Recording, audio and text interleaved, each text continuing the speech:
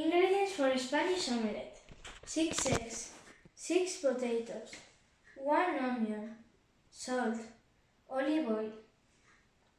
Preparation: 1. Peel the potatoes, wash them and cut them into slices. Peel and cut the onion into small pieces. 2. Fry the mixture in a pan with plenty of olive oil. Drain and reserve. 3. Break and beat the eggs and add salt. Mix the potatoes with the eggs. 4. Heat a frying pan with a splash of oil.